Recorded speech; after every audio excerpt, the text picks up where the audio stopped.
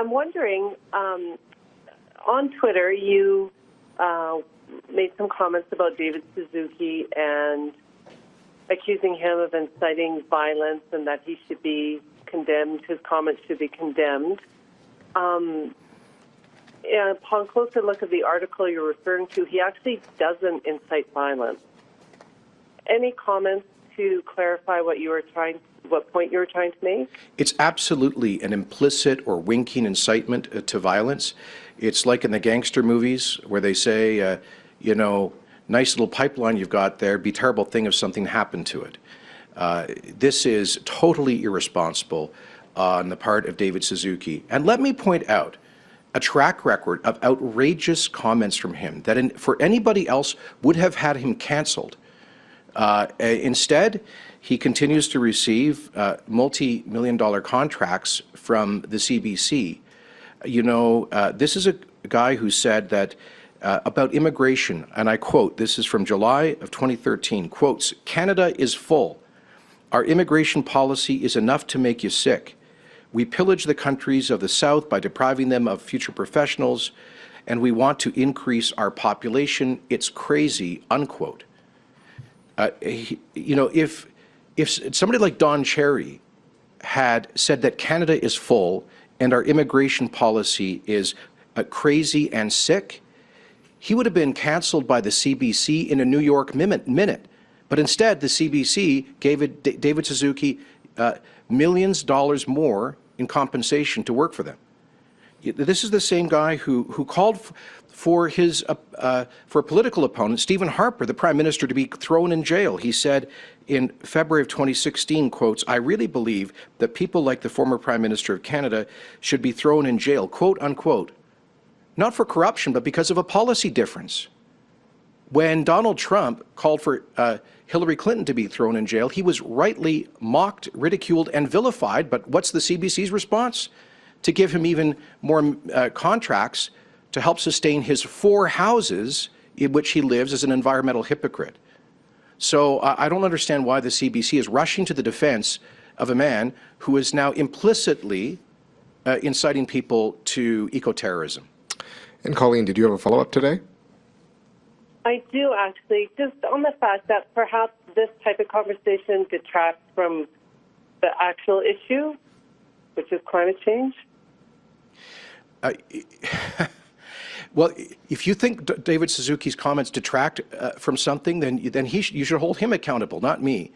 It's David Suzuki who is raised into this discussion terrorism, political violence. That's not how we solve problems in Canada. We resolve differences peacefully and democratically, not by threatening to throw our opponents in jail, as he did about the former Prime Minister of our country.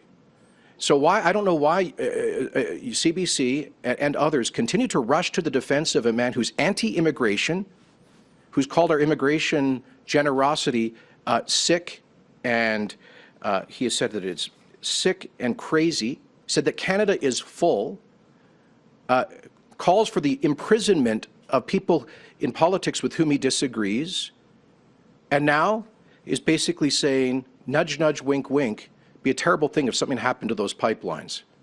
This is outrageous and should be called out as such. I mean, how do you react when you do actually hear people, commentators,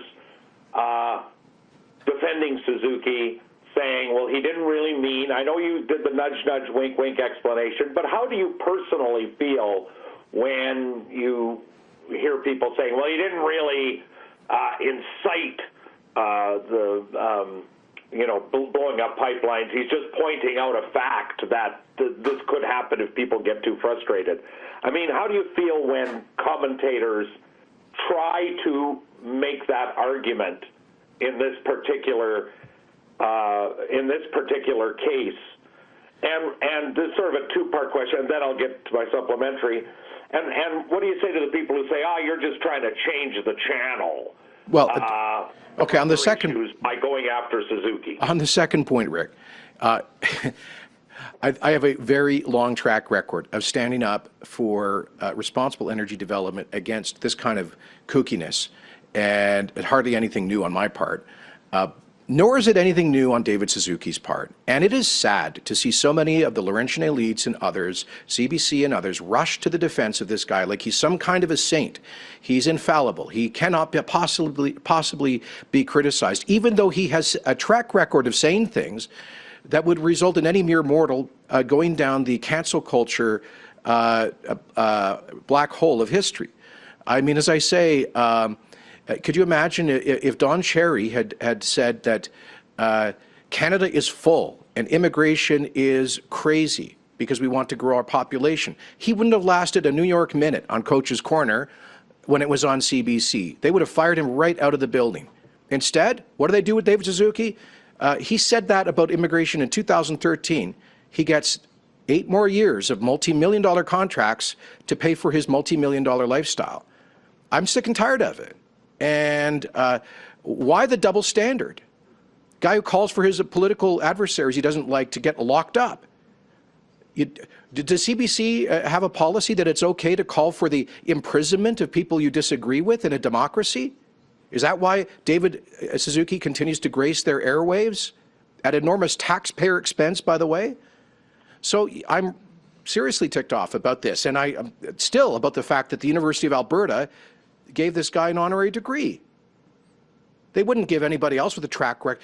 Is there anybody else who's anti-immigration that the U of A would give an honorary degree to? And now, implicitly, I believe, inciting people to political violence. Enough is enough. This guy was invited to speak to the Alberta Teachers Convention a couple of years ago. They paid him a handsome honorarium.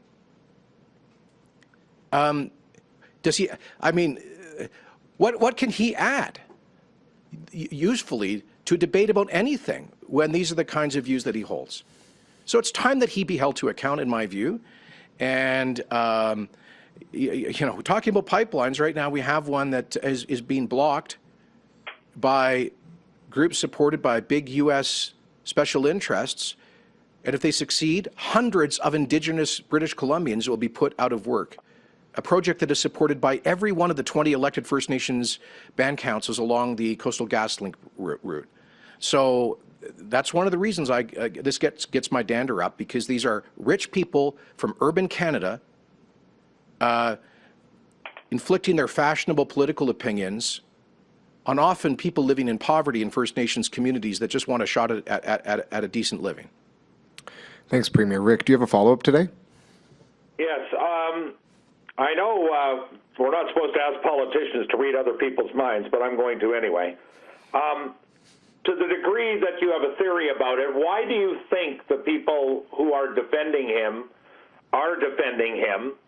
And part two is, do you actually think such comments increase the tangible, do you think there is a tangible threat that pipelines could actually get blown up? So it's kind of I think it creates an opinion environment which could be seen as normalizing or providing an apology for a rationalization for violence. I think it creates a context that some people could use to rationalize violence. And that's why it's so dangerous. When Donald Trump stood in front of the White House on the 6th of January and said that you have to fight for this country or you might lose it, that was widely seen as indirect incitement to the violence that then followed in the U.S. Capitol building. How is this any different? Like I say, he's basically saying, nice little pipeline you got there would be a terrible thing if something happened to it. So he shouldn't just be out there doing interviews saying, oh, he doesn't actually support violence. He should be walking this whole thing back, apologizing and retracting without exception, because I can imagine some over-caffeinated young green radical will hear in St. David's words a rationalization of future violence.